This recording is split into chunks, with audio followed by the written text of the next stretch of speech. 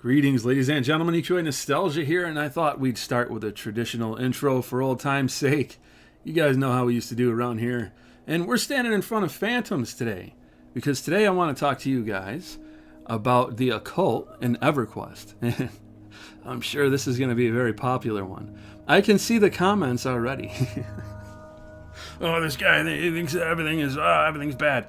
Well, no, but I want to show you some of the influences that have been poured into EQOA, and are poured into a lot of things. So I'm going to give you examples. I'm going to cross-reference things, and hopefully you'll find it enlightening, because I certainly did. I wasn't aware of any of this stuff, and, well, why not start with one of my favorite camps of all time? Phantoms. Everybody knows phantoms, but did you know that phantoms is based on very old architecture?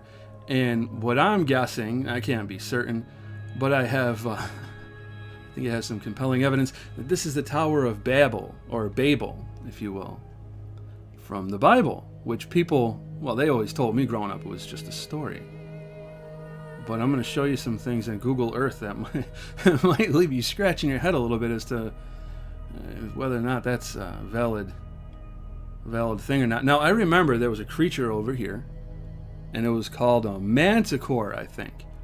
And that's something that comes from the Bible. If you take a look, you can also see them in Dragon's Dogma. Awesome enemy, but actually not supposed to be an enemy. They're supposed to be like a guardian in heaven, which is really weird. I don't know if you're aware, but angels, biblically accurate angels, are like raid bosses. They take on like human form, right? They can look like us, but every time they show up in the Bible, like the first thing that they say, the first words out of their mouth is "Be not afraid," because they're kind of freaky, and you'll see descriptions of wheels within wheels with eyes and all this crazy stuff, really crazy things. So some of the cherubim, some of the guardians of heaven, are very interesting. They have multiple different heads. One's got like the head of a lion, like the head of a goat, and something else. I think it was a serpent. I can't remember the exact specifications, but the kind of fella you wouldn't want to run into, let's say, on a dark night around a place like this. But he used to hang out right over here, and I always made it a point to take him down, because he was just unique. He had a very unique model. I don't think he's in the game. I don't think we can find his model in the game right now, but I'm going to look for a picture of him. It's kind of hard to dig these things up, though. But, oh, man, I love that the fog is it's just perfect over here right now. So, real quick, I just want to switch gears and take you over to Google Earth. And here we are over the Middle East. We're going to zoom in here. And you're going to notice something over here. Babel lion. What? That's weird, right? Well, language kind of changes over time. You can see how Babylon would become Babel lion, and how things just kind of get changed over time. History, that's another one that's really interesting. History, his story. Now, what have we been telling y'all about for 2,000 years? We keep talking about Jesus over and over and over again. So yeah, take a look at this. Whoa. Now, the story of this is that Alexander the Great came and he removed these after the fall of Babylon. And the whole empire was just defeated. Everything was just wiped away, right? And he came and he removed these, and he had plans to rebuild it. But it never happened. He ended up dying. Aw, shucks. I wonder what plans he had for the world. Who knows? Interesting name, though. Elementalkin. It just reminds me of that. They're not connected, but just remind me. I know you guys are looking at it going, Elementalkin? You're not alone in that thought, by the way. So you can see it looks like agriculture happened over here. You can see there's recesses of things that were here a long time ago, man. And the story of Babylon is they were going to build themselves a tower and form like a coalition, like a government, if you will, where they would all become gods. And they themselves would ascend up to the Most High. And God is like, look at these people already. So soon after the flood, they conspire against me. And that's true, because they did. And then he scattered everybody and scattered their languages, right? It makes a lot more sense that we've got all these diverse languages when there was all this instantaneous, everybody got different languages, than one grunting ape speech that just evolved over millions of years. That makes more sense to me. I know some people don't see it that way, but, well, I don't want to turn it into a debate. So I'm gonna try to keep the focus here. But this is interesting, and the thing that's even more interesting about this is I looked up Himmler, because we all know Himmler is where? Where's Himmler, y'all? Let's go take a look at Himmler real quick. So yeah, we're ascending into the tower, and lo and behold, a serpent doth appear. Serpents are interesting because they're all throughout the scripture. There's all sorts of things about serpents, and if you look at other cultures, they've got the holy serpent, the serpent, this and that. Jesus was represented as a serpent on the pole in the wilderness, and all that looked upon him would be healed because they were bit when they doubted God. Moses and all that stuff. Now, I'm going kind of deep on that, but it was a symbolism of the foreshadowing of Christ. But so you see, we've got Himmler up here with their headdress. Now, what does Himmler mean? That I wanted to find out. Now, this might be a coincidence, folks, all right? And I know some of y'all are going to think that, but let's take a look. Himmler. All right, it's Norwegian. Norsk. All right, so that sounds kind of old, right? Himmel. Indefinite plural of Himmel. What? What is Himmel? Himmel. Sky. Heaven. Come, let us build a tower unto heaven. Oh boy. So, I think that our developers, my friends, they were hip to something that you and I were not. They put a little bit more thought into it than you might suspect. Now, look, man, I'm not trying to say, oh, they're all evil, but they knew, right? They must have known something about ancient religion and something about occult. And I'm going to show you the occult stuff because we're going to get into Aleister Crowley. He was a naughty fella, very naughty, nasty man. But before we go there, I would like to show you the fact that these ancient structures, this one's been torn down and thrown down by God, and then later he used another man to finish the job. And then he died and didn't get to rebuild it. Funny how God can even use wicked hearts to serve his will. Do you see that? But these structures, like the pyramid, for example, they're found all over the world. What I'm about to show you will likely blow your mind, because by the end of this video, you will have seen overwhelming evidence that a mysteriously long-lost ancient human civilization once spanned virtually our entire planet. And the implications of that are incredible, because it means that what we were taught in school and is still being taught and written about in the textbooks is like really off from what actually occurred in our human history. I'm going to show you dozens and dozens of striking similarities from civilizations that are not supposed to have had any contact or connection to each other at all. Many people are not aware that pyramids have been found throughout 5 continents around the world, although most everyone surely is familiar with not only the Egyptian pyramids, but the pyramids of Central America as well, along with various pyramids within Southeast Asia and the country of Cambodia. But let me be clear, it is firmly stated and taught in the world of academics, historians, and archaeologists that there is no connection between ancient Egypt, Cambodia, or Central America. In fact, it is considered to be, and I quote, fringe science, pseudo-history, and pseudo-archaeology to suggest that it was possible for these ancient civilizations to have been connected across the oceans and the continents. In fact, there have been many books and scientific journals written expressing just that. But let's take a second to compare the unique similarities between the step pyramids of Egypt, the step pyramids of Central America, and the step pyramids of Southeast Asia. These pyramid similarities are not a main supporting argument for this video, but rather a start point. But I have to say that I do not think that these similarities are just a coincidence, especially when you consider them from a side-by-side comparison. Look and think for yourself. Here's what I would argue, that although in today's world we are separated by oceans and continents, we are still a global civilization that is absolutely connected. Regardless of country borders and different governments, and in any corner of the earth, in any major city, you will find skyscrapers. And although they're all different from each other, they're still the same exact structural concept, made of steel, concrete, and glass. Different in architecture, yes, but essentially the same nonetheless. In fact, the very first skyscraper started somewhere, which happens to be in Chicago. From there, the concept spread across the world. It is my opinion that the same thing likely happened with the pyramids. And when you see what else I have to share with you in this video, you'll understand why. And like I mentioned a few moments ago, pyramids are found across 5 continents around the world. And one place that I know most people never knew of is Greece. Look at this here, and although much smaller compared to other pyramids around the world, is undoubtedly very old and yet very sophisticated, made up of polygonal stones that fit together like a tight-fitted puzzle, requiring no mortar or concrete to hold them together, simply a makeup of intelligent mathematics and precision. And it's clearly been weathered over what appears to be thousands and thousands of years, and again, created at a time when travel between Peru and Easter was not considered a possibility. But that's not all. Compare these statues to others as far away as Turkey and, get this, Indonesia. Although not exactly the same, when you look at the more nuanced details such as hand positions and unique facial and jaw structure, I mean, come on, is this also just a coincidence? And then we remind you that the site in Turkey you see here, Göbekli Tepe, is the world's oldest megalithic site on Earth, dating back closer to 12,000 years, and was buried up until excavations began in just the 1990s. Something you'll find at this same site is the specific stone carving of someone holding a handbag.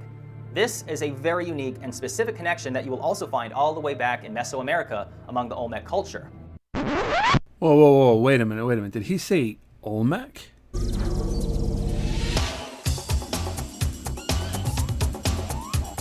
Legends of the Hidden Temple.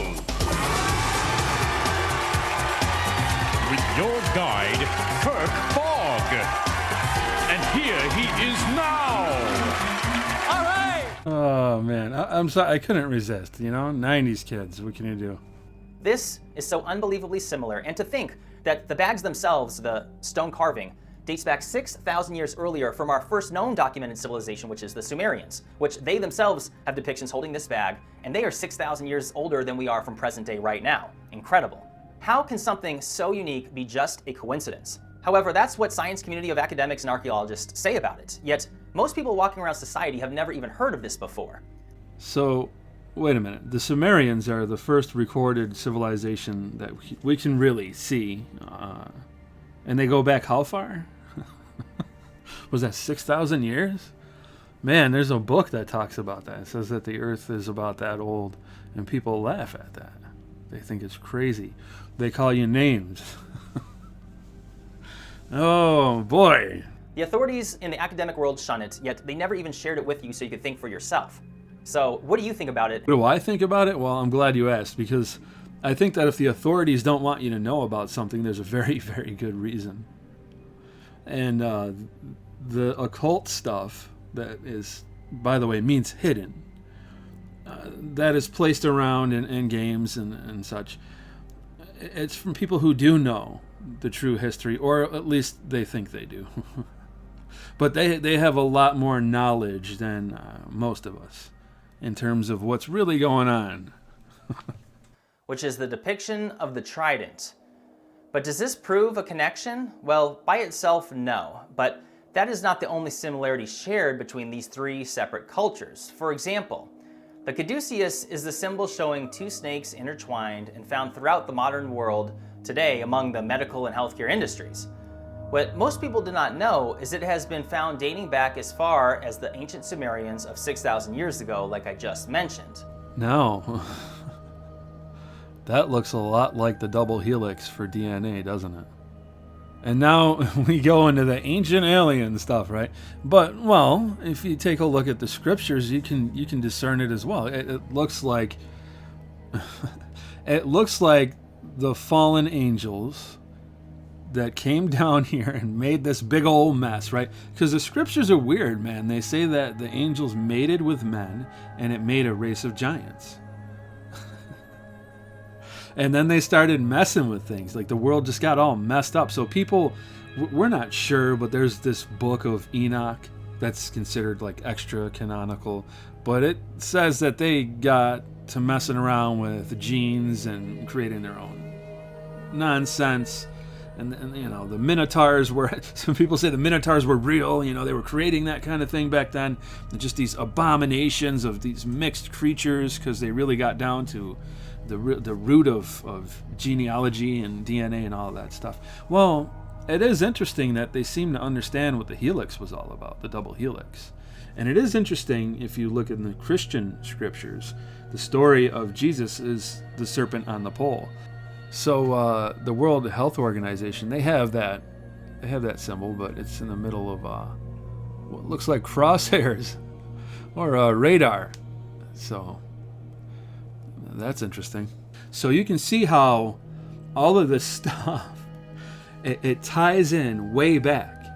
And a lot of people, they start to mess around and think that, oh, the whole story of Jesus is nothing but a pagan lie. Well, you're free to think that if you want, but the more you research and the more you look into this stuff, the more you see that God always had a plan. And there was an enemy who was trying to be exactly like him, and the Bible says that. The Bible says exactly that the devil is trying to replicate God and do what he does, but his own way. It's very fascinating when you look at it from a biblical lens, all these things that people are just now finding out, and there's a lot more for you guys to listen to.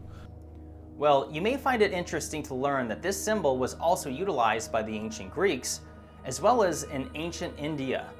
Again, another interesting and specific coincidence for three separate cultures separated by time and distance. But it does not stop there.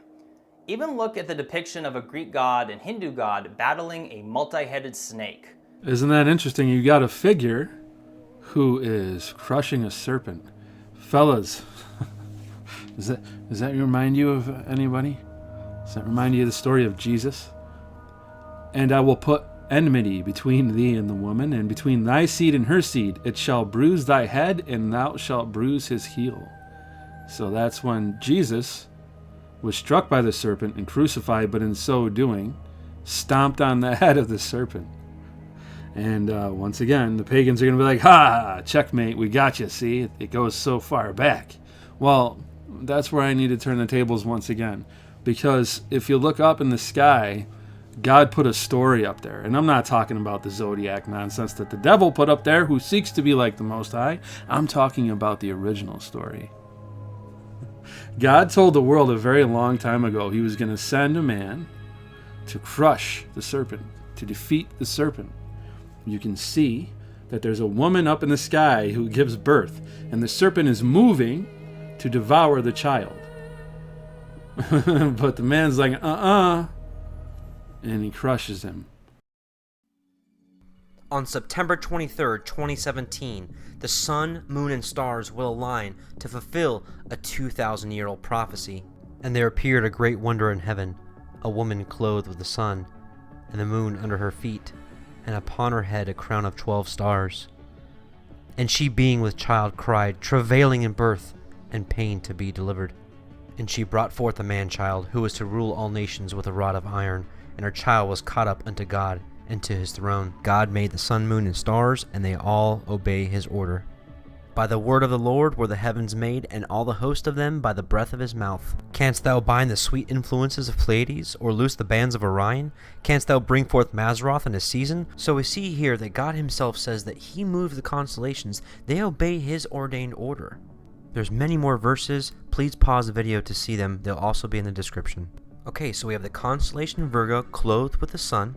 And then, as you can see here, the moon is under her feet, and above her head is the 9 stars from the constellation Leo, plus the 3 planets that align perfectly. And to fulfill the birth prophecy, you have Jupiter that stays in the womb for 9 months. Absolute precision. Another thing you must realize is this is not astrology. This is the lost knowledge of biblical astronomy. Stick with me, and you'll see. Let's start at the beginning and see what God said. And let there be lights in the firmament of the heaven to divide the day from the night, and let them be for signs and for seasons and for days and years. Jesus himself said that when he returns, there shall be signs in the sun and the moon and the stars. Think about this. If God wanted to speak to all his children across the entire earth and speak to them all at once in the same universal language, how would he do it? Look at Psalm 19. The heavens declare the glory of God, and the firmament showeth his handiwork. Day unto day uttereth speech, and night unto night showeth knowledge. There is no speech nor language where their voice is not heard. Their line is gone out through all the earth, and their words to the end of the world. When Jesus was born, it was marked in the stars. The 3 wise men saw his star in the east and knew of it. Alright, so are we just cherry picking a couple verses and trying to put a prophecy behind it, or is this found anywhere else in the Bible? I'm glad you asked. Unfortunately, we will not be able to read all these verses. Please feel free to pause and take a look at each one of these coinciding verses, which are all pieces to this grand puzzle. This is a story that God wanted the world to know, which has been hijacked. And How do I know it's been hijacked, folks? Because you can look up in the sky that no man may plagiarize and see it. Isn't this interesting? I'm telling you, you live in a fascinating reality. They told you it was all boring and bang, and then and all the magic was inside of like EverQuest. No, the magic is real, and EverQuest is just like a caricature of it. Okay, you understand? It's real. Now that is a very specific and exclusive similarity, but again, by itself, it is not earth-shattering. Although Greece and India are far apart, the ancient borders of the Greek Empire were once not so far away from India during the height of their civilization. But you would think that these interesting details would be shared in school and the textbooks as a possible link, as a vast majority of people out there have never seen or heard of these details before. Yeah, isn't that interesting that they also removed the Bible from school? Isn't that interesting that in school there's this LGBTQ and critical race theory stuff? Isn't it interesting how we went from caring about the family and, you know, living right and morally to the mess that you see today? Isn't it interesting that we have a book that said that that would happen? It seems to me that the ancient Greeks were more connected to India than is currently known or discussed, but let me keep going. I'm sure everybody is familiar with the incredible gold funerary masks of the ancient Egyptians. But what's interesting is that this ties into a similarity of the Inca of Peru in South America. This is an incredibly rare thing as well, as I only found one other culture that, and in only a few cases, also used gold funerary masks, and that was the Greeks, but only in the latter part of their civilization. And, you know, I have to say, isn't it amazing that the Egyptians were by far the best, the most highly skilled and sophisticated makers of these gold masks in comparison? And they did so thousands of years prior to the Inca or the Greeks. Wow, that's really weird that the older civilizations somehow knew more. It's almost like knowledge was lost over time. Man, if only there was a builders guild that throughout the ages could preserve knowledge and hide away secrets. Wouldn't it be nice if that existed? Man, there was a library in Alexandria. I don't know if you heard about it. There was lots of knowledge in there that burned down. There's a conspiracy that that knowledge was never truly lost. It was just removed from the public. Carl Sagan did a thing on that. I used to love Carl Sagan when I was an atheist. He doesn't know how much he proves God when I look back at it. He's like, oh, digesting an apple takes like a textbook of information. Yeah, so it's almost like somebody had to write it. And you need a creator to do it. You know what I mean? Like a program. How do you get a program without somebody to design it? Does a video game build itself? So DNA is really complicated. How did it self-assemble? And how did they know about DNA back in the day? And we know DNA is a language. We can see that it's a language, right? Because it forms itself. And if you move things around, it doesn't make sense. It falls apart. It's just mumbo jumbo. You don't get life. Language is a sign of intelligence, folks. Things get very interesting. But yeah. So these people, they had knowledge. A lot of it. And if you look at the Egyptians, man, they had it together, didn't they? Look at all their structures, and especially the interior and the acoustics that you can get inside of them. Study those pyramids because you'll learn a lot about how incredible they are. You don't really see that replicated. You see the same similar architecture, but nobody ever really got to that shining point, right? It's like they were the leading tip of that spear. And around the world, it started to do its thing again. And it started to kind of spread. It's weird. It's really weird. I don't have all the answers. But I do know what the Bible says about it, and it makes a lot of sense. I mean, look, you've got this woman, right? Look at her. She's a god, right? Quote unquote. But she's got serpents around her. What does the scripture say about the serpent? So you've got all these different cultures, and they're venerating the snake. The snake is this holy thing. But Christians are saying, no, this thing is wicked and terrible, and it's the cause of all our trouble. And speaking of gold masks, notice the depiction of a cobra snake at the forehead, something you'll also see on countless stone statues of pharaohs within ancient Egypt. Well, now take a look at how the cobra snake was depicted above the heads of ancient Hindu gods. Here you can see just a few examples. And although not exactly the same, this is without a doubt a specific similarity. I mean, why would anyone think to depict this, a cobra snake at the head? Of course, you can read the explanations provided by scholars, which is not consequential to this video, but rather the similarity itself is the significance, because there is absolutely no known acknowledged connection between ancient Egypt and ancient India. So, in the story of the Bible, when the Jews had to be taken from captivity, and God threw down, what city was that? Oh, it was Egypt. It was Egypt. And there's a story in the Bible that mentions that there's a mark that goes in a person's head. Where's that snake? Whoa. Stop making things so clear. It's uncomfortable for me. We got nubs for days over here, guys. If you needed any nubs, what does India, Peru, and Egypt have to do with nubs? I don't know. But they seem to know how to utilize nubs. China likes dumb nubs. China's got nubs for days. There are places around the world that just for some reason seem to understand nubbage and how nubbage applies to structures. Now you can say, well, maybe that's just there to pull the lids off. But, I mean, what about the fitted stone? That's, I don't know if that looks pretty plain, but that's hard to do. Oh, Egypt and Japan, what do they have in common? We're going to get back to that in a second. But nubs. I told you we got nubs for days. Sudan, those are huge nubs. This is a picture that the structure's gigantic. So if you can make out those nubs, that means they're huge. I don't know why they're there. They had a thing for nubs. Bulgaria, they liked nubs as well. That kind of looked like a pool. Yeah, I don't know. It's almost like they're using them to fit things together. Now, how does everybody come to that conclusion around the world? Syria's got nubs. I'm telling you, man. There's Greece. There's nubs everywhere, of varying sizes. I like those slashes on the wall, too, because you can find those also around the world in different architecture. Greece. More nubs. Over here, well, actually, I meant to say this is the gate of, World of Warcraft. Who knows if that's inspired by it, but, Insert joke. Sardinia, where sardines come from, apparently, evidently. Of course, I'm joking. Turkey, nubs. Interior nubs. Exterior nubs. Now, take a look at these. Egypt on the left, Japan on the right. They're not identical, right? But just wait a second, because it gets more interesting. See the sides here? Look at the sides in Egypt. Huh?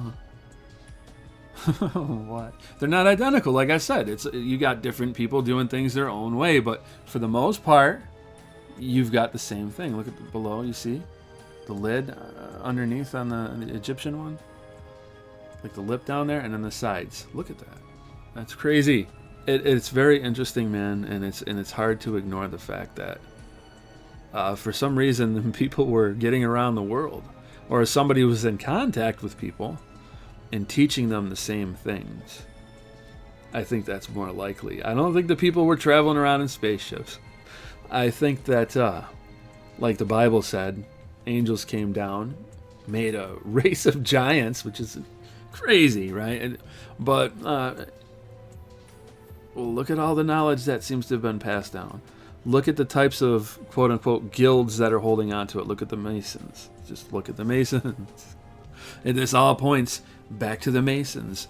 And the fact that, what are the Masons? They're about stone building, right? And how come they seem to be guiding society in all these conspiracies, and you got the whole hidden hand and all that stuff? Well, before I get too much into that, let's consider the giants for a moment, because there was a time in American history where people were saying, hey, we got giant bones, we found them, here they are, they're in newspapers, and then poof. Smithsonian just kind of swoops in and all of that seems to go away. Now, I can't validate those claims one way or another, right? But knowing what you know about how they lie about history, and how that fella clearly showed you that they keep things from you, do you doubt it? Do you really doubt it that much? Things are interesting, and this world's pretty crazy. So would it stand to reason that there's things in the past that would blow your mind and they didn't tell you about them? Because if you learned about them, wouldn't they prove the Bible to be true without any shadow of a doubt? And then also, for God, it kind of gets in his way, right? Because, you're supposed to live by faith. So if you've got this concrete evidence, oh, here's the giants, here's this, here's that. But you still should be able to look back and examine and make sense of these things. These things are all connected. That's really interesting. But yeah, there was supposedly in North America all these mounds with giant bones in them. And this story is very fascinating. The Native Americans, supposedly, they have a story about giants. You'll find a lot of cultures talk about giants. Quite a lot. Like the flood stories, for example. Like every civilization that goes back far enough, surprise, surprise, flood story. So they all seem to share this giant race, and they were not good. They tried to eat us, and they were horrible. And the Native Americans talked about them a lot. And there was a story where they chased them into a cave, and then set the cave on fire. Well, they just wafted the smoke in there, and they asphyxiated and died. And you can go to the cave and see that. And of course, people will tell you, no, that didn't happen. It was just another, tribe that they were fighting with. But this is interesting. But of course, that's not what the elders will tell you. The elders will be like, oh, no, they were legit. They were legit. My great-great-granddad, he wasn't playing. And I'm part Sioux. So I think that's why I really got into these stories. I went on a binge watching them for a while. And it's like, yeah, I'd like to learn more about, 5% of my blood or whatever. I'd like to find out what was going on with those people. So these Native American stories, I listen to them a lot. And man, some of these elder chiefs, they'll tell you stories that are very similar to what Christians think. The evil one, the great evil one, and he causes this. And so you can see, if you study that, what the shamans think of what the evil one is and what God is like. It's very close to what Christians believe. It's very close because, like I said, God was reaching out, and there you find the devil going around and doing his thing.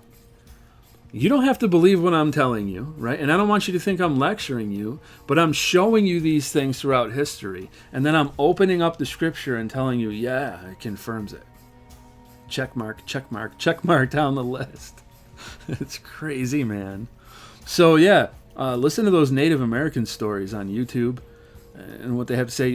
I'm sure you'll find them very interesting, especially when it comes to things having to do with dark, demonic stuff and things that have to do with giants. Right, I heard that, yeah. That's right. If you go to the State of Nevada Museum, they don't have anything. None of the skeletons, they have none of it. Just a couple months ago, the Historical Society sent out a notification that the redhead giants were not real. Wow. The archaeologists will say no. Wow. First time I ever heard of them was from the local tribe. It was my son's friend, and he told me, you need to go up to the cave, you need to take your digital recorder, you need to talk to them, see what you find out. This is what happened. This is what we have been told. This is not the white man's version of the cave. This is the tribe's version. They were cannibals. They were pale-skinned with freckles. They were over 6 foot, which made them giants. We're not talking Disney giants No, here. but they were big. But they were tall. They were big. Particularly, yeah. And they would dig up the dead, or they would eat their own dead. They would, if they got in a fight, they would eat whoever they killed. They were cannibals. They did eat human. And these guys got sick of it. So they cornered them in the Lovelock cave. Wow. They gave them several chances to say they would no longer do this. They would be human, because they used to call themselves the humans, but they weren't Indians. They were the humans. Are you going to be the humans, or are you going to be like dogs? When they refused to answer, they put all the brush in the front of the cave, lit it on fire, smoked them all out, burned them up. That's what she was just telling us all about. Yeah, that. they Wow. killed them. And so I tell everybody, you have to decide what you believe. Yeah. The archaeologists, for whatever reason, do not want this information out, if it's real. There was a second body found on a second skeleton found on the property where this house came from when they were digging up a field. And it's disappeared. Yeah. But I've also heard... And there's other stories of that in other Yes. areas, not I've just... also heard Smithsonian admitted they destroyed thousands of skeletons. Oh, dude, exactly. So now I'm going to shift gears on you in a direction that you are not expecting. We're going to talk about phallic worship, y'all. That's right, phallic worship.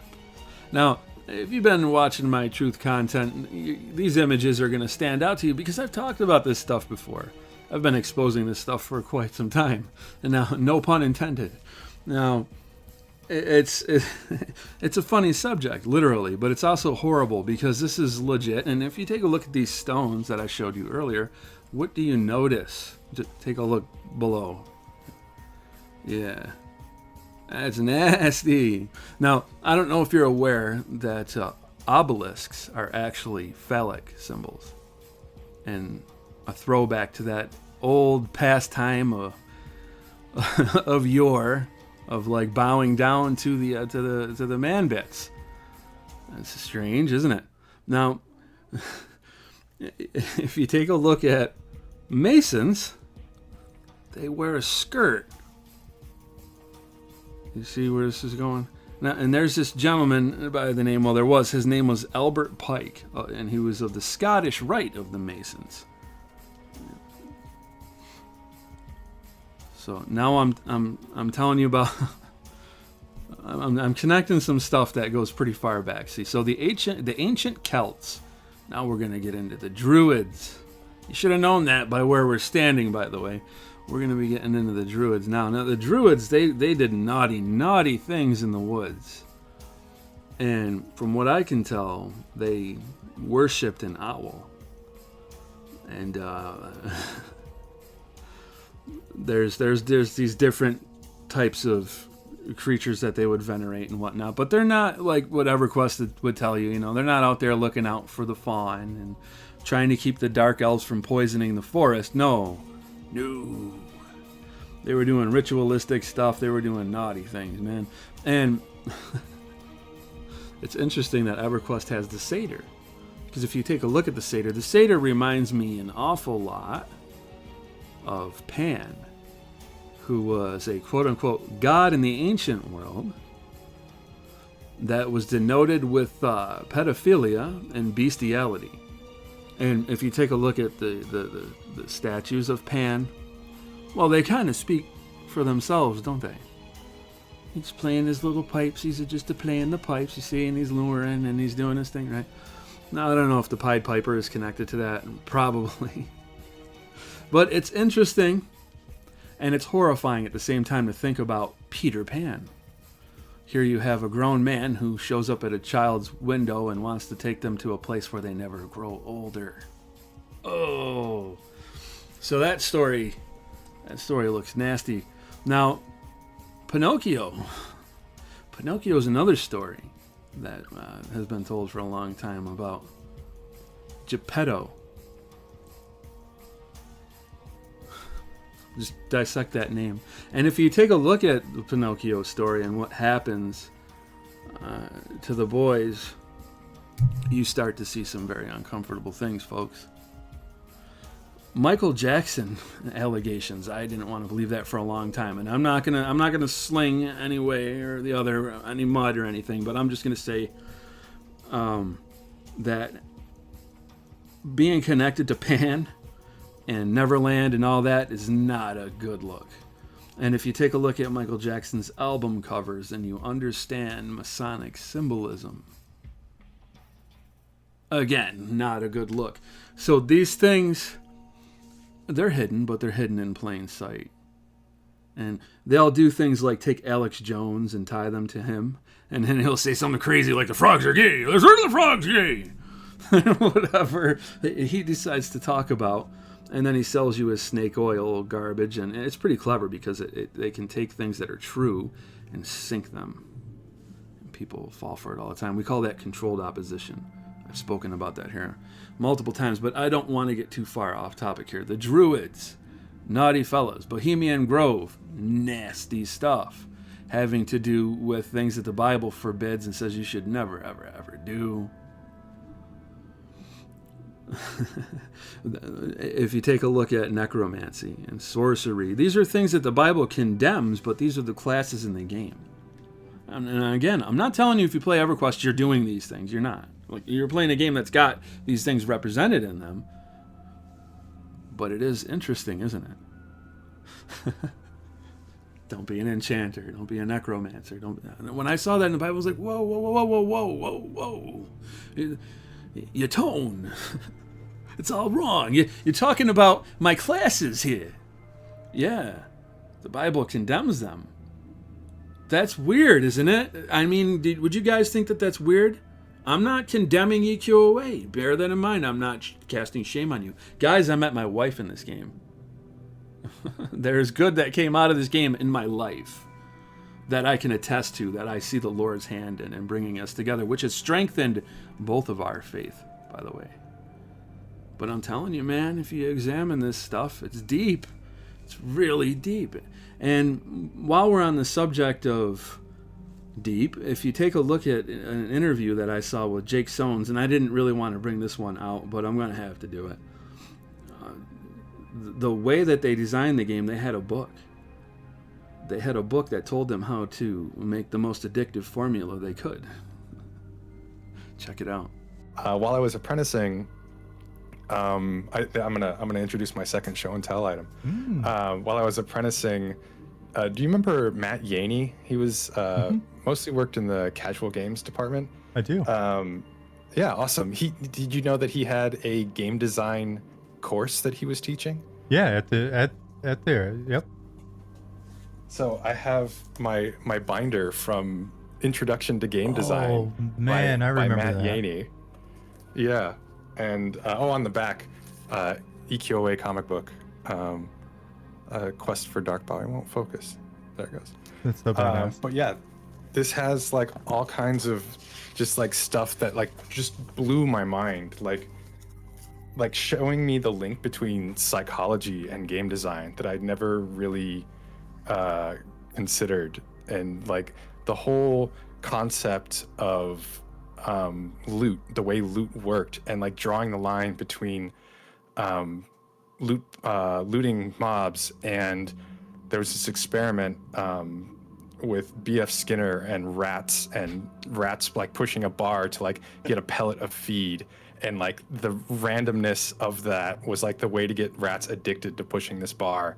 And like that whole connection just like clicked, and I'm like, this is evil. We're like messing with like people's like psyches. Like I hadn't really considered it like that, and then as soon as I did, I'm like, I love it, but I'm like so afraid of it. Like I'm like, I don't want to like abuse people, but like the idea that like there's all of these studies that you can like look at to like think about how people think, and like use the way people think to influence how you make games was like an eye-opening experience. And from that point in, I was like, I love this. I love this idea.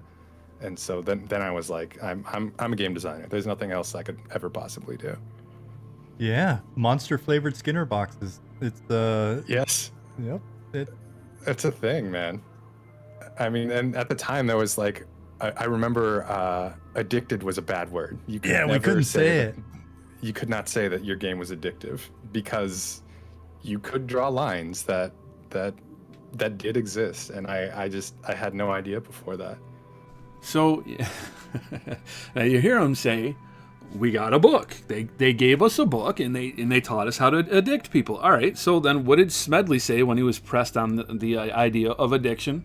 Calling EverQuest addictive, he says, is nonsense. It's entertainment. Is a book dangerous? Is a TV show dangerous? I don't think, I think the answer is no. People need to take responsibility and say, hey, this is too much, enough's enough. It's a game. But Liz Woolley thinks it's a dangerous game and addictive by design. I think the way the game is written is that when you first start playing it, it is fun and you make great accomplishments. And then the further you get into it and the higher level you get, the longer you have to stay on it to move onward.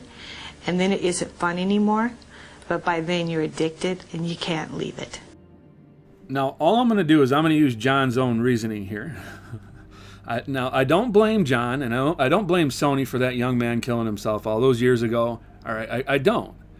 But what I am going to say is that if you're going to sit there and say take responsibility, well, then take responsibility, because your developers years later are saying, yeah, they gave us a book that was meant to addict people to make the most amount of money, and it didn't really seem to care about people's mental health, hygiene, or otherwise, right?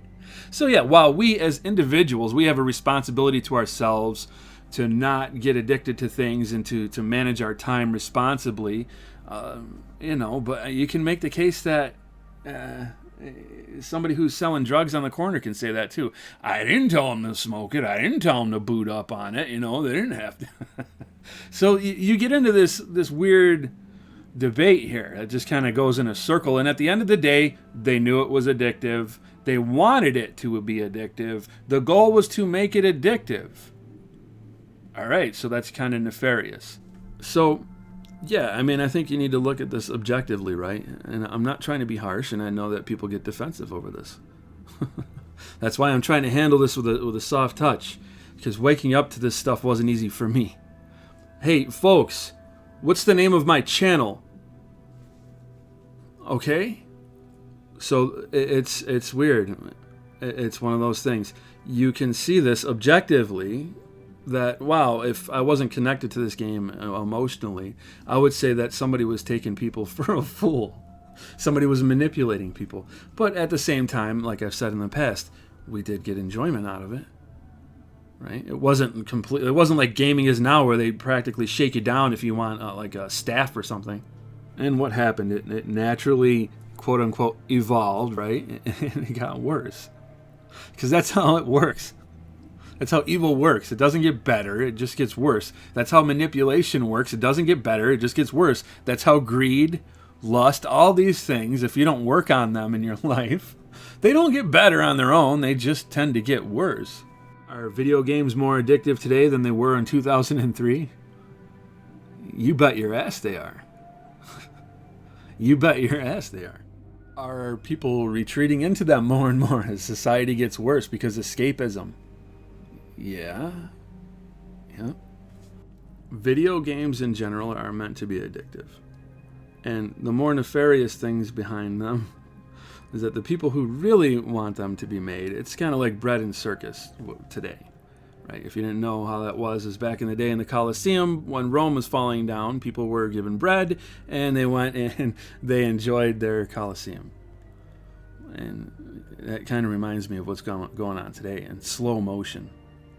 So everybody's just enjoying all these things, and they're not paying attention to the fact that people have them distracted and feeling fulfilled with things that aren't really as fulfilling as they think they are. We're going to be going to Crethley now. I'm going to be wrapping it up. We're going into Crethley Manor. And it was necessary for me to talk about all this stuff building up with the masonry, because Crowley was a mason. And he had the hat, you got the crescent moon, and there's loads of symbolism in that. If I keep going on, folks, this video is going to be 2 hours long. At a certain point, I have to, I have to wrap it up. I could go on and on about this stuff and how much I've learned about it over the years. I'm not boasting on that. It's just fascinating to me. And the Lord has given me a heart to want to share it with you and to just show you how it's all connected, because they're not going to teach you that in school. They're going to take they did. They took the Bible out of school and they put everything else in there. They took the traditional family values out and they replaced it with Marxism and garbage that slowly erodes from the inside out. But yeah, Aleister Crowley, an interesting individual who also has allegations of hurting children and doing horrible things. Crethley Manor. Take a look at Crowley's place here, and take a look at Crethley. And it's not completely similar, right? There's differences, but Crethley. You come down into the basement of Crethley, and it's very apparent that there's some occult activity down here. Why? Because we can see that there's experiments that have been going on, first of all, and we can see that the floor is Masonic. What's this in the middle of the floor? Oh, that's a symbol. Well, that symbol has a meaning, and I'm going to show you it. All right, so first we have our circle here, ritual circle, which has different meanings to different groups. Protection from evil, symbolic of life cycles or completeness, 9 feet across with a smaller one inside, blah, blah, blah. All right, well, this could be a bad or good ritual, but it's around a ritual site, and inside we have the thaumaturgic triangle used for magical purposes and casting of spells and the summoning of demons. Found near ritual sites, believed to be the door through which the demon will be called. And if you take a look at Jimmy Page, who bought Crowley Manor, there's a story about how they would go to sleep at night and they heard a bull at the doors. They could hear it blowing air out of its snout. And it happened a few times, and then they sold the place and left. And every time they tried to sell the place, people reported the same thing. There's just this beast-like creature outside their door. There's a red light that comes in from underneath the door. Everybody sells the place. Fast forward, it's scrapped because, well, nobody wants it. Nobody wants it. Now, why would a multi-millionaire who's lead singer of one of the most popular bands of all time just want to ditch a property like that when he was very much into this occult stuff? And a lot of these guys are. David Bowie's into this stuff. Iggy Pop, I don't know if you know who he was. They got into this, man. The Masonic stuff, they like to get into the arts, music, movies, games. Do you see the connection here? And why would they want to do that? Why would they want to go into these fields? Well, because they're influential. You can influence people. You can inspire people. So the devil's not stupid. He knows that he wants the best of the best to recruit for him. And I've said this before. People get irritated at evangelists, right? People who are trying to win soldiers for Christ while the other side's recruiting openly. Nobody's got a problem with it. Not anymore, anyway. Your entertainment, they control it. So this is why their symbols are all over it. You can call me crazy, it doesn't matter. I just showed you a whole bunch of it. You know? So it's up to you whether or not you want to understand what is going on behind the scenes or just turn a blind eye to it. That's fine. I'm not here to judge anybody for that, though I do get irritated when people get in the comments and are like, you know what you're talking about, this is crazy. All right, well, I mean, you can do all the research that I've done. You can look up the symbols, you can look up the people, you can look up what they're associated with, and you can validate everything that I've said today. Cross-reference every bit of it. Because in that way, my friends, it becomes a lot stronger. Because it's not just conjecture. It's not just something you heard somebody say. You looked into it yourself. And I think that's the problem with society. Well, one of the problems today is that everybody just watches something that they hear and they take it at face value. They don't really dig in. They don't go deeper below the surface to see what's going on. So yeah. What do you guys think about that? I want to hear from you down in the comments below what you think about this stuff, because I find it fascinating. I find it horrifying, but at the same time, I also believe in Jesus. So I'm not worried about these evil people and all the schemes they're doing behind, history and all this stuff that's been going on, because the Bible says that what was done in the dark will be brought to the light. And here's the part where I give you the gospel. God so loved the world, he gave his only begotten Son, that whosoever believes in him shall not perish, but have everlasting life. These people, they don't like Jesus. There's a reason why, he's slammed in everything. You think metal music is about Jesus? No, it's the opposite, right? Death metal bands, what are they all about? They're about the dragon, which the dragon is a representation of what? Satan. The serpent. The Leviathan is another one of his names. Beelzebub. He's got a lot of names, because like I showed you, all throughout the history, you've got all these ancient gods that tie into him. And why do they tie into him? Well, because you can see that he was trying to unite everybody at one point.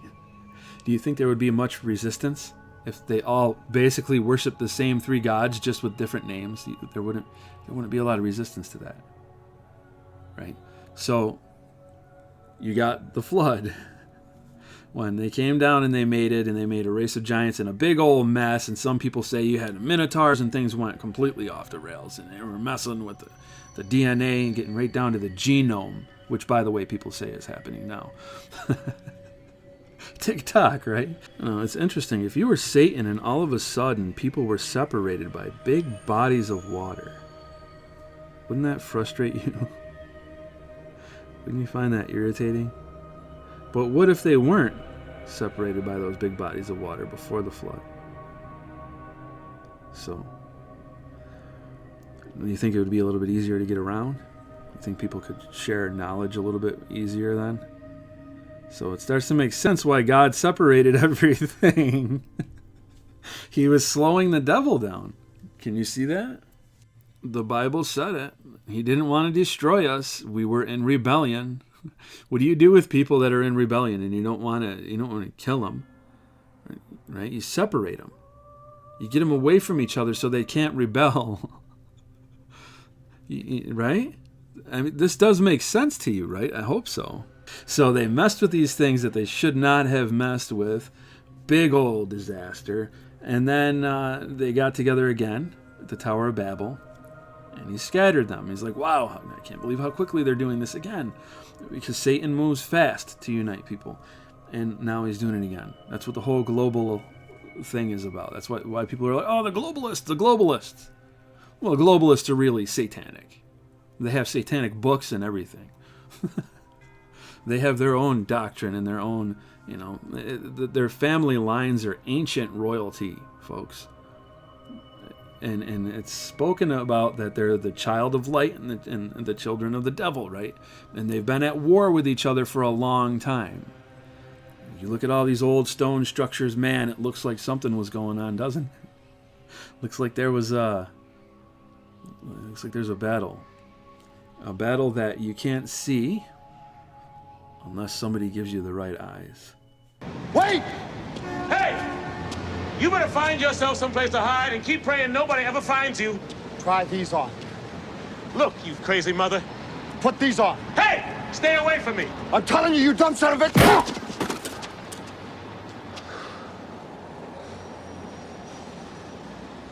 I'm trying to save you and your family's life. You couldn't even save your own! I'm giving you a choice. Either put on these glasses or start eating that trash can. Not this year. Okay. All right. Okay. Come on. Come on!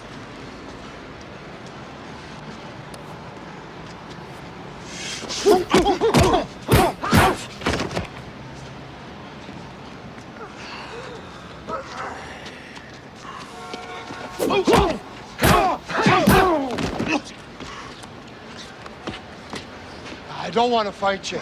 Come on! I don't want to fight you. Stop it! No!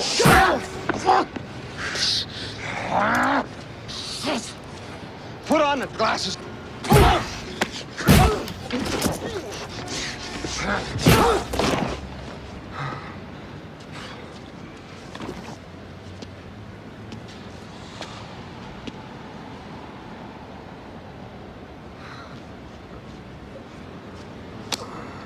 Man, I told you, I didn't want to be in.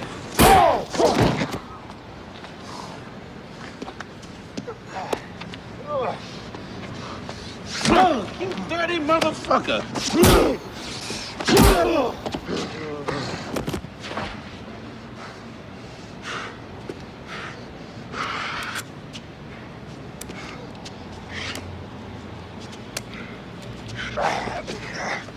Take a look. Put them on.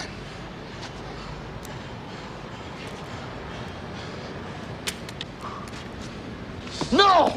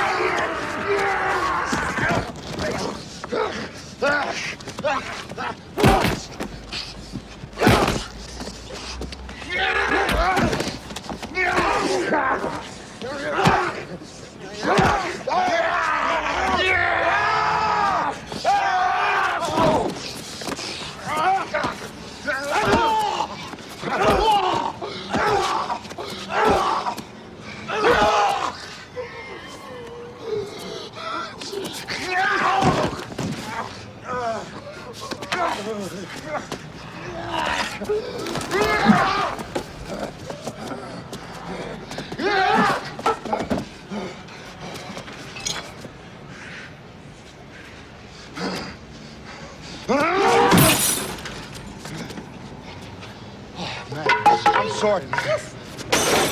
Fuck!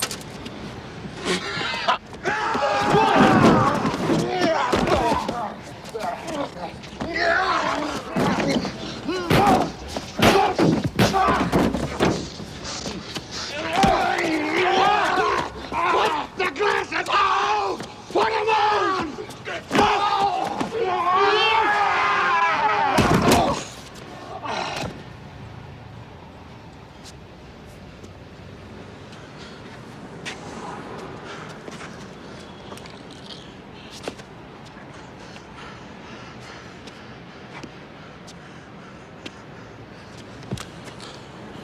Fuck you.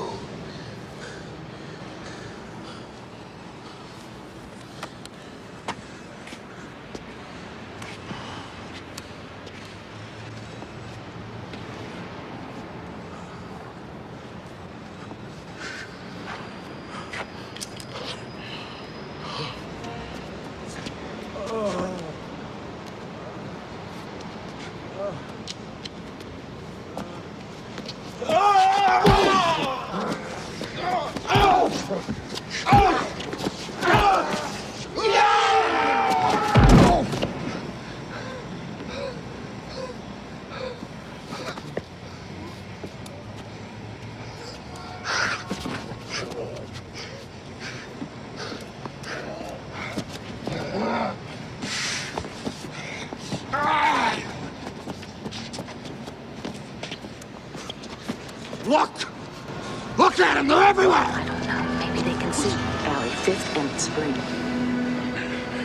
Now hold on. You ain't the first son of a bitch to wake up out of their dream. What's that?